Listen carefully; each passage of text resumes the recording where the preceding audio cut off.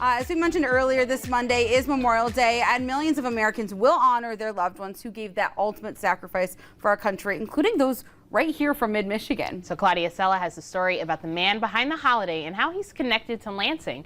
And she highlights the first soldier to be honored in one of our local cemeteries as a result of the holiday. Let's take a look.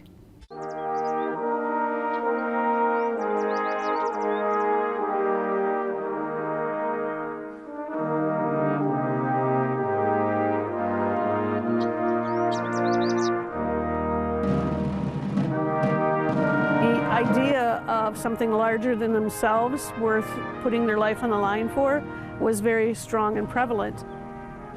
It's a way to establish a legacy and to honor and continue that legacy.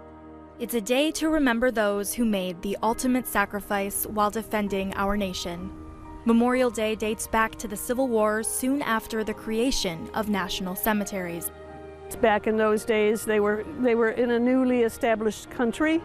They had fought a war of independence, they had fought the Spanish-American War, and now they were fighting, quote, the War of the Rebellion, the Civil War. But before it became the holiday we know today, it was called something else. And that story starts here. To get a better understanding of Lansing's role in its history, I met with Loretta Stanaway. Loretta runs the Friends of Lansing's Historic Cemeteries page and plays an instrumental role in the upkeep of those cemeteries. This is the monument to General Logan, John A. Logan, who is the commander of the Grand Army of the Republic, who with his General Order number 11 is credited with establishing the holiday of Memorial Day. He was a significant person in our history. In 1868, General John A. Logan called for a National Day of Remembrance to be held on May 30th. So this monument includes the wording of the General Order, and also at the bottom you will see it says that it's in honor and memory of all soldiers who died in all wars. Yeah, there it is, the 30th, yeah, so it is on there. General Order number 11, declaring the 30th day of May, 1868, is designated for the purpose of strewing with flowers or otherwise decorating the graves of comrades who died in defense of their country during the late rebellion. The late rebellion was the Civil War. So this is what established the custom of putting flowers on the graves. General Logan is not buried here. His time in mid-Michigan was short-lived, serving with a Michigan regiment at the Battle of First Bull in 1861. But nonetheless, his legacy here lives on. But his connection to all the soldiers who are buried here is a very strong, symbolic connection.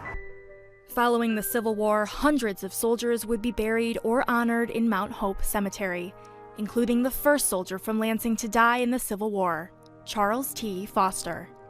This is what is called a centograph, C-E-N-T-O graph, and that means it's a marker for someone who is not buried here. But this is the Foster family plot. You may recognize the name from Foster Park, Foster Community Center.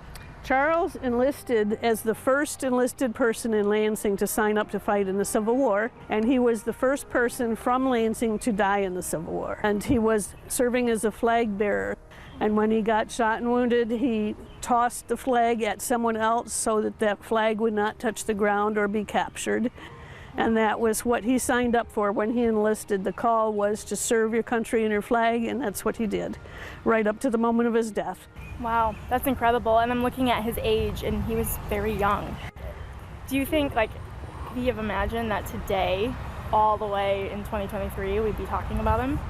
I don't think he had any clue that his legacy would live on in this fashion. In 1968, Congress passed the Uniform Monday Act, declaring the last Monday of May as a federal day of memoriam.